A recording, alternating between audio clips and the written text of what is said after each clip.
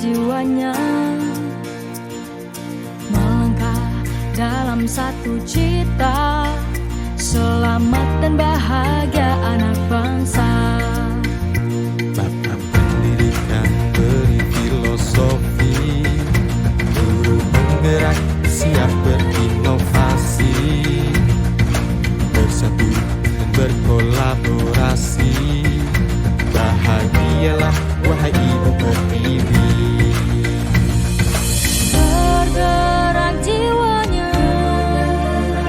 selalu bergerak dengan aksi nyata, menggerakkan semua,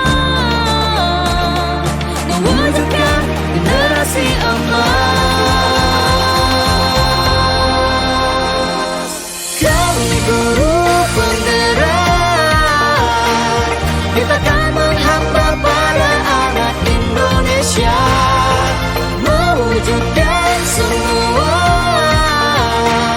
generasi emas untuk bangsa Indonesia.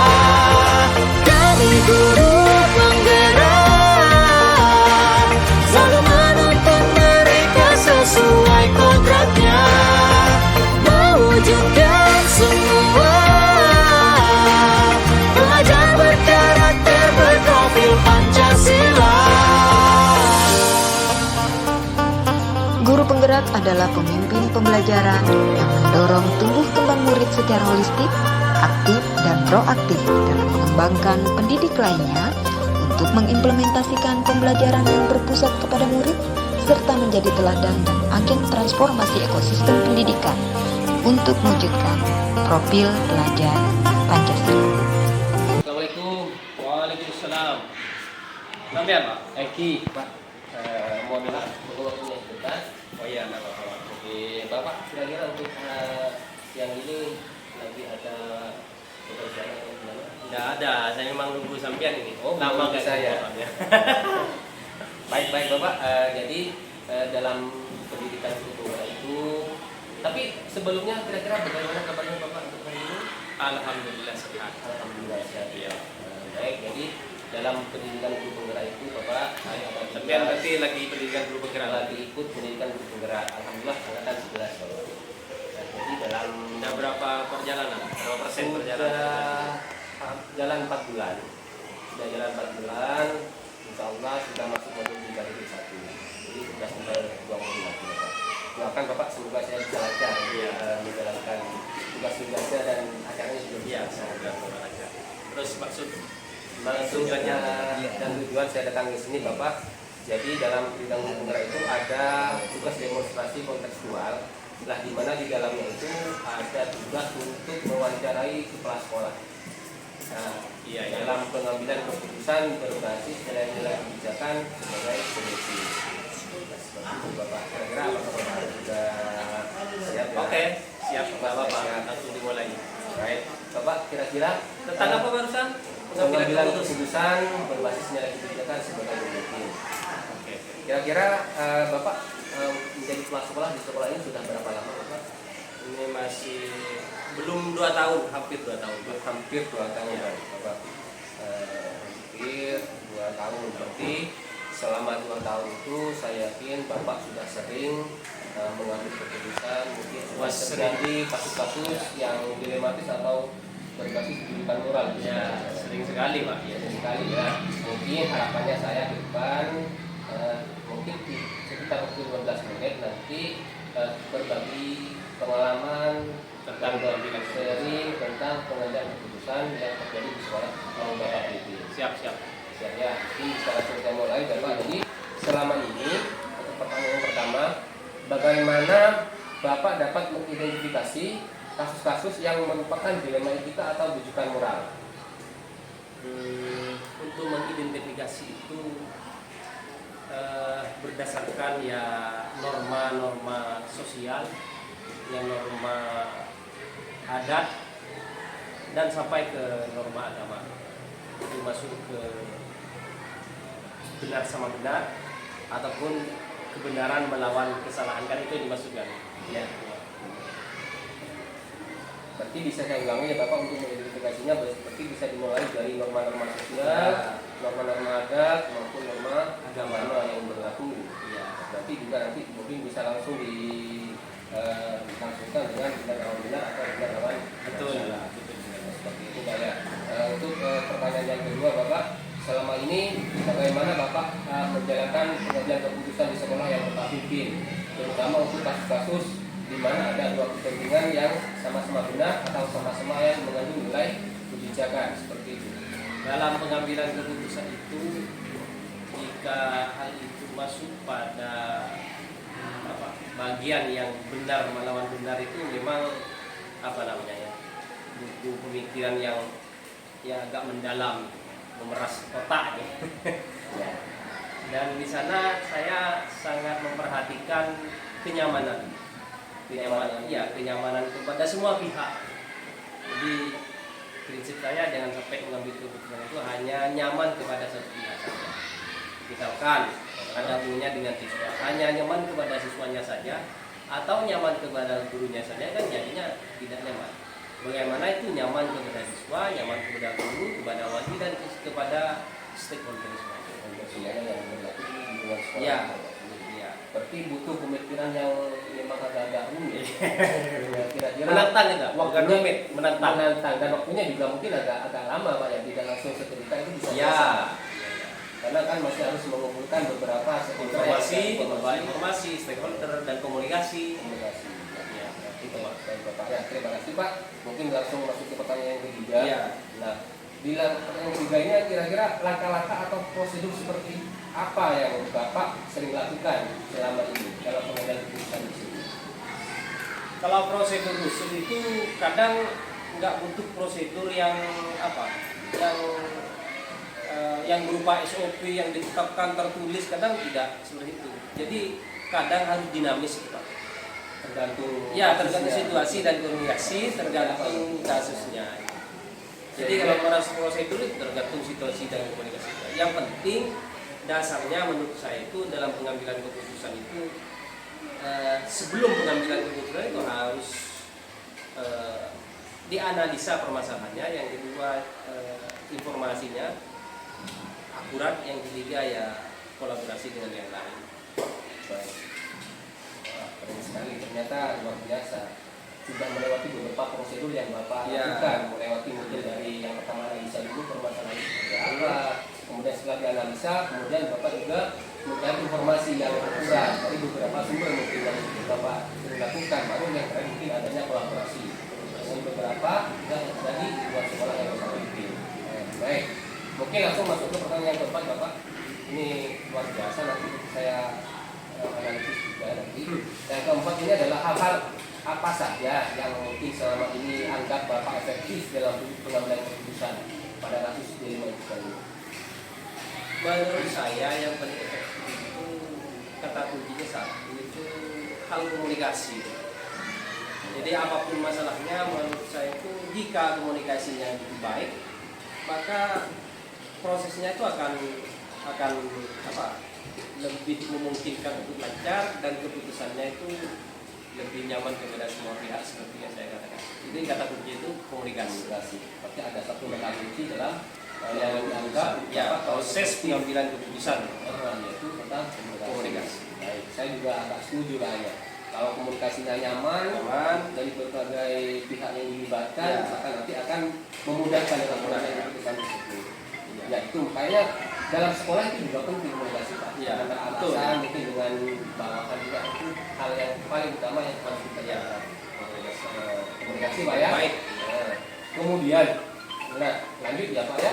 Hal-hal apa saja yang mungkin selama ini bisa dikatakan sebagai suatu tantangan dalam pengambilan keputusan?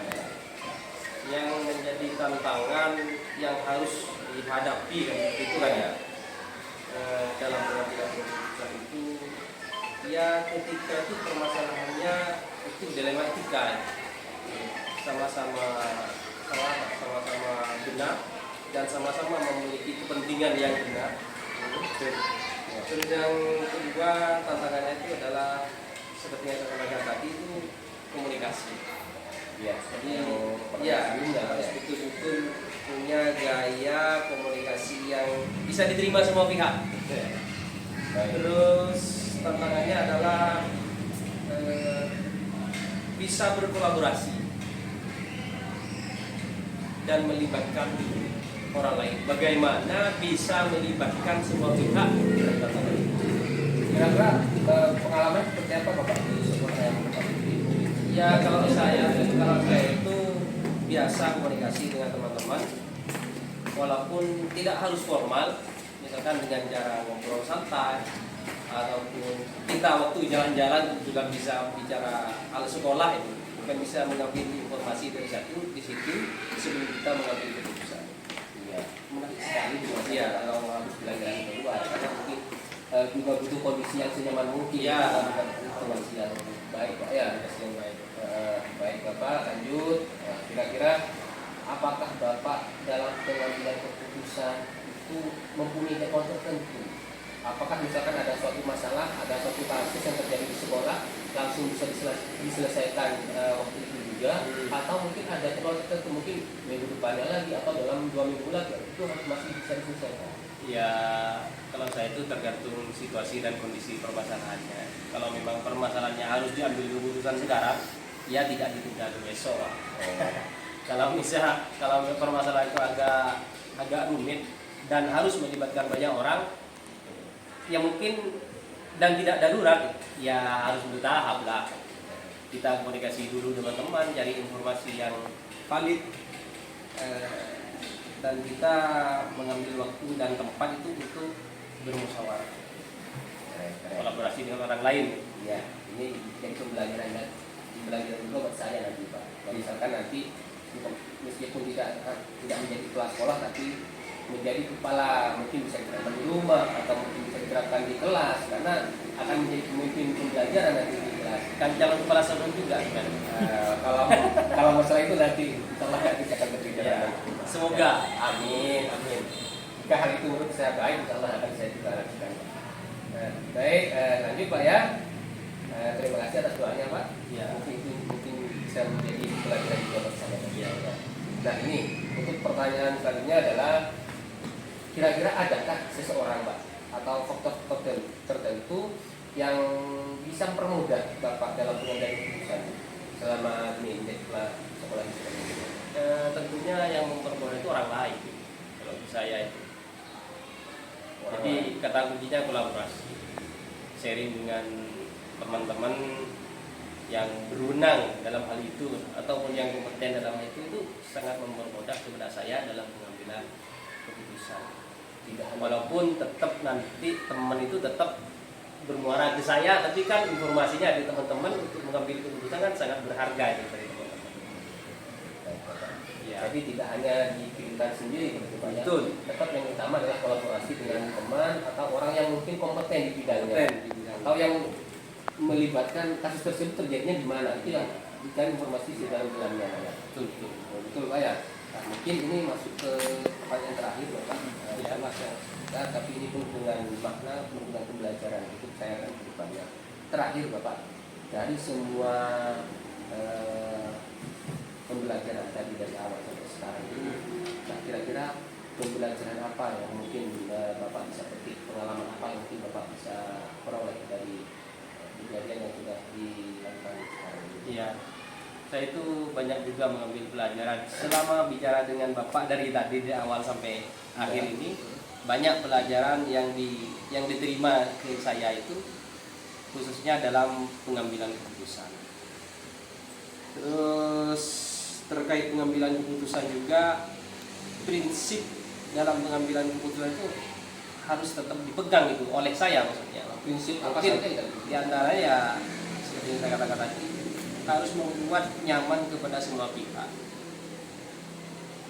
Jadi misalkan pengambilan keputusan hanya berdasarkan aturan saja, tapi ada yang pihak-pihak yang dibuat tidak nyaman, tidak dirugikan, itu kan tidak nyaman kepada semua pihak namanya.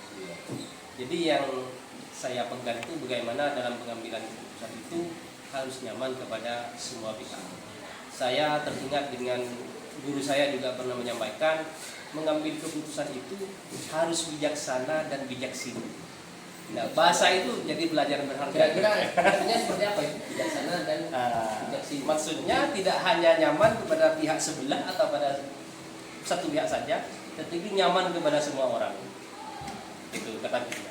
Sudah Bijaksana dan bijaksana. bijaksana dan Nah, ada satu yang mungkin saya masih tergelitik Pak di hati saya. Iya. Indikatornya apa kira-kira? Keputusan yang sudah diambil itu bisa menyenangkan kepada semua pihak. Kira-kira apa indikatornya? Ya, indikatornya itu kepada semua pihak itu merasa nyaman dengan keputusan tersebut, tidak merasa sakit hati, tidak merasa dirugikan, atau tidak merasa terintimidasi. Dan akhirnya masing-masing itu termotivasi untuk melaksanakan apa yang dituju. Seperti itu Pak ya. Kalau dalam sekolah itu kan visi. Baik, baik. Menarik Mas saya Pak. Iya. Jadi mungkin nanti juga ini bisa saya diskusikan juga buat teman-teman mungkin. Oke, semoga keputusan berdasarkan pengalaman yang sudah Bapak lakukan selama hampir 2 tahun ini Bapak ya. Nah, kira-kira mungkin ada yang mau disampaikan lagi ke saya mungkin pesannya Bapak. Ya, saya kira cukup itulah. Itu saja Pak ya. Ya. Jadi mungkin lain waktu kalau misalkan saya masih ada beberapa yang masih terganjal di hati saya, boleh kan saya sambung Bapak di luar jam ini atau di luar Ya, waktu yang lain. selain itu juga saya harus belajar juga, kan tidak harus karena saya utang-utang ke sekolah sudah miliki semua kan tidak. Karena sekarang pastinya kan dinamis Pak ya. Iya. Seiring Perkembangan waktu, teknologi perkembangan zaman. teknologi dan zaman luar biasa. Terkait dengan karakter muridnya juga luar biasa kalau sekarang. Kita tangan buat Bapak mungkin. Iya, iya. Sebagai kelas sekolah di sekolah ini Pak ya. Betul sekali. Mungkin itu saja Pak. Sekali lagi terima kasih banyak karena Bapak sudah meluangkan waktunya. Mungkin karena Bapak sudah di sekolah tidak banyak kesibukan di luar. Nah, terima kasih banyak. Waktunya mungkin saya ganggu sebentar Bapak. Ya, tidak apa-apa. Semoga apa yang sudah Bapak sampaikan ini nanti bisa menjadi pembelajaran buat saya. Semoga bermanfaat kepada saya dan kepada kalian kepada Amin semuanya. amin ya rabbal alamin. Terima kasih Bapak. Itu saja Pak ya. Ya. Assalamualaikum warahmatullahi Waalaikumsalam. wabarakatuh.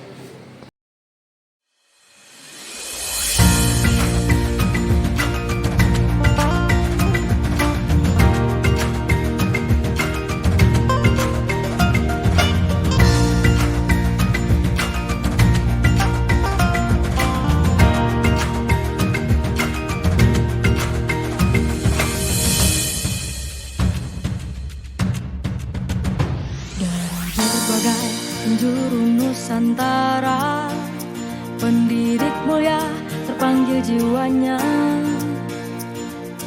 melangkah dalam satu cita, selamat dan bahagia anak bangsa.